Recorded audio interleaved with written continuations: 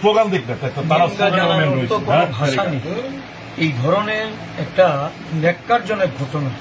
আজকে যে পাড়ায় মুখ্যমন্ত্রী ওনার পারিবারিক বাড়ি, এই অঞ্চলে উনি সাধারণ মানুষকে অভয় দেন, এই সংখ্যালঘু অংশের মানুষ এই মসজিদে বসবাস করে। যারা এই সংখ্যালঘু মানুষের মধ্যে আস্থা অর্জনের জন্য যিনি নির্বাচনের আগে এসে প্রতিশ্রুতি রাখেন, আজকে ঈদ পরবর্তী সময়ে দেখা গেল একটা রাজনৈতিক বক্তব্য, যাদের আজকে যে আমরা বলি যে গণতান্ত্রিক অধিকার খর্ব হচ্ছে, গণতন্ত্রে কথা বলার অধিকার নেই, ভাষার অধিকার নেই, খাদ্যের অধিকার নেই। গত 3 দিন ধরে রাজ্য জুড়ে এই ঈদ উৎসবকে কেন্দ্র করে যে ধরনের ঘটনা সংঘটিত হয়েছে, এটা শুধুমাত্র গণতন্ত্রের কলঙ্কই নয়, এই রাজ্যে একটা স্বৈরাচারী শাসন ব্যবস্থা কায়েম হয়েছে, এটা আঙ্গুল দিয়ে আজকে দেখিয়ে দিয়েছে, এটা প্রমাণিত সত্য।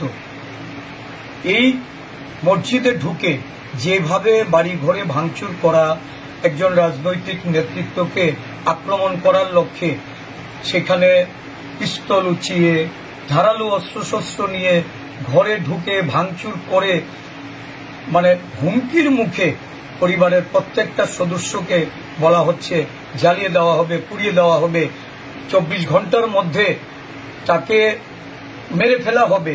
এই ধরনের আচরণ এটা না এই অঞ্চলের মানুষ কখনো দেখেছে। এই রাজ্যের মানুষ রাজনৈতিক সংঘর্ষের মুখাপেক্ষি হয়ে এই ধরনের ঘটনা, এটা সুশাসনের আখ্যা দিচ্ছে। এর থেকে বড় অপশাসন আর এই রাজ্যে কি করতে পারে? বাচ্চা পর্যন্ত রেহাই পাচ্ছে না, মহিলাদের উপর বিভিন্নভাবে তাদেরকে অত্যাচার করা হচ্ছে। আজকে এখানে যারা বয়স্ক তাদেরকে মারধর করা হচ্ছে। এটা কি রাজত্ব কায়েম হয়েছে? পুলিশ এসেছে, আমরা তো বুঝেছি যে আজকে পুলিশের যে গুরুদায়িত্ব, এই গুরুদায়িত্ব পালন করার ক্ষেত্রে তারা কতটুকু সক্ষম, এটা আমরা বিভিন্ন ঘটনায় দেখেছি। আজকের ঘটনায়ও আমরা বলতে পারি, কারণ আমি বারংবার পুলিশকে জানিয়েছি। একটা কর্মসূচি আমাদের কালকে, শাহজাহান বাবু আমার সাথেই এসছে, আমি ওকে বাড়িতে নামিয়ে দিয়ে আমার বাড়িতে গেলাম।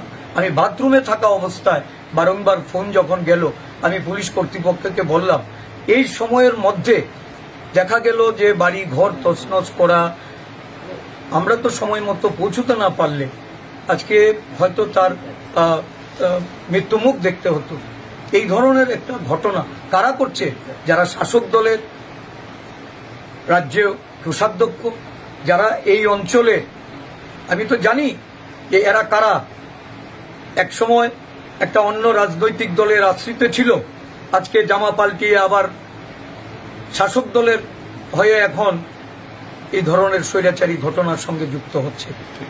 এটা কোনোভাবেই মেনে নেওয়া যায় না। আমরা আরক্ষা প্রশাসনকে বলবো যে প্রয়োজনীয় পদক্ষেপ গ্রহণ করতে, অন্যথায় আমাদের আন্দোলনমুখী হতে হবে। এই ঘটনার সুবিচার আমরা চাই। যারা অভিযুক্ত তাদের যেন অবিলম্বে তাদেরকে গ্রেপ্তার করে।